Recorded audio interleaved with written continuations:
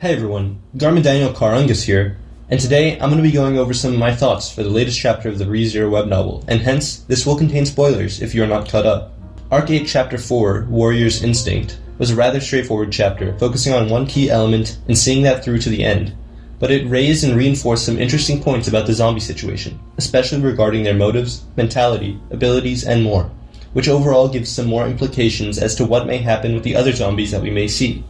Now, before we start, I want to make it clear that this video is not a summary, it is a discussion, so please read the chapter on your own and form some of your own opinions and thoughts before you watch. Anyway, the main focus of this chapter, much like chapter 86 of Arc 7, is the giant eye of the Cyclops tribe, their hero, Ismail. He's been brought back as a zombie and his beautiful blue eye has been replaced by one akin to the dark night sky, with a golden glow serving as its moon. One of the really important things about this chapter is that we get to see the first-person perspective of a revived zombie, showing us how Ismail perceives himself coming back after dying at the hands of Todd in chapter 86.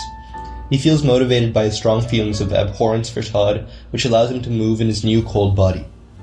We could speculate a bit of this from the examples with Balroy and Lamia, but now with Ismail it truly feels like the dead individual is consciously perceiving themselves revive after their moments of death.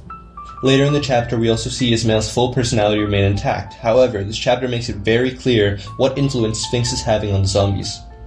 When Ismail catches sight of the ones launching the attack on him, he begins to aim for them, and as he does this, the narration begins to slip into vivid description of his bloodlust, a fervent desire to kill and reap life. Ismail begins to think that he must tear them limb from limb and choke out the very life from them. We see that Ismail is laughing, giving a wicked smile scented with blood, an expression that he never once made when he was alive. In this narration, we see that Ismail's mind changed the recognition of the two individuals attacking him, from warriors to prey. This is all very intentional by Tape. He's illustrating the extent to which Ismail's ideals of valor and honor have been distorted into a twisted thirst and enjoyment for killing. The zombies shift from their original personalities to viewing themselves as hunters that feel joy at the thrill of the hunt, and crush lives of all those who may still have it.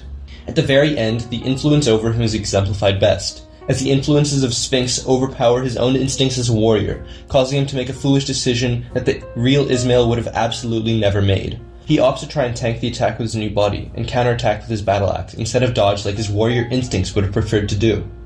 I think therein lies the main point of this chapter, that the zombies, without even realizing it themselves, are doomed to lose themselves to the control of Sphinx. They are completely unaware of the influence exerted upon them, and they think that they are in control of their own actions despite going against their fundamental ideologies and principles as individuals. This is something I think is bound to be reiterated upon through more of the various zombies we see in the arc. Balroy, for example, will probably have a deep internal struggle against the influence of Sphinx upon him when he interacts with Madeline, Flop, or Medium, but eventually, the influence of Sphinx and Bloodlust will probably take over, forcing him to trying to harm the ones he loves. We've already seen him kill Trisha, despite it being overwhelmingly clear that Balroy was kind-hearted and had a pure human nature.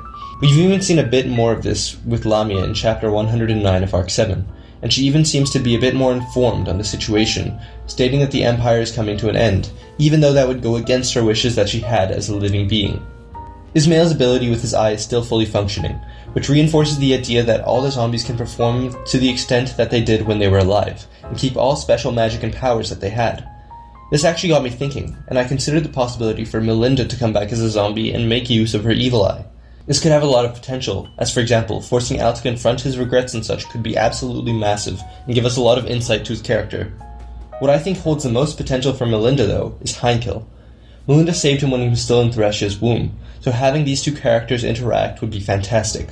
Stride would also be good for Heinkel, as the latter is the son of Stride's main adversaries in the Sword Demon trilogy. Heinkel is a man drowning in regret and sorrow, so being ensnared by Melinda's evil eye would be extremely insightful and meaningful for his character. Anyway, since we're also bound to get many more zombies, this influence would most certainly apply to them as well, and warp their personalities. Be sure to check out my other video on Arc 8 Zombies for more predictions of what zombies we may be getting. Another main point for Ismail in this chapter was his new zombie body. The zombies don't feel pain, and they easily regenerate, which for some zombies, like Ismail himself, could lead to overconfidence, which is what helped Subaru and his gang defeat him in the chapter. If it wasn't already clear, the zombies aren't reanimated corpses of dead individuals, but instead reconstructions using some sort of magic. Personally, I'm still leaning towards it being earth magic involving Muspel, but I've seen some other theories involving the authority of pride as well, so feel free to share any more ideas in the comments. We find out in this chapter that Midoriya and Balroy have defeated Moguro, so the flooding is now increased. I didn't really expect that we would ever see the fight play out, but I do expect that we will be seeing Midoriya's interaction with Balroy soon. Anyway, it put a lot of pressure on them to take the path fighting Ismail instead of falling back and finding another one, which resulted in a pretty smart plan from Subaru, Todd, and the gang. I think it's clear that Tanza was throwing the houses at Ismail with her superhuman strength, which built up his confidence more and more, and when Todd landed a crushing blow, it built up even more confidence for his regeneration, only for Subaru and Beatrice to hit him with an El Minya. I like the teamwork here that took place, and I think we should be almost finished with the escape section with this group. Overall, it was a pretty good chapter. Great way to repurpose a throwaway character from an earlier chapter to shed some light on the situation at large. There's probably one more chapter until they're actually going to be outside of the capital, and from there we could either start cutting back to some other things that need to be addressed, like Priscilla, Arakia, Yorna fight, or the Midoriya-Balroy interaction. Or we could continue with this Todd-Subaru group, and perhaps witness some sort of conflict arise between the two.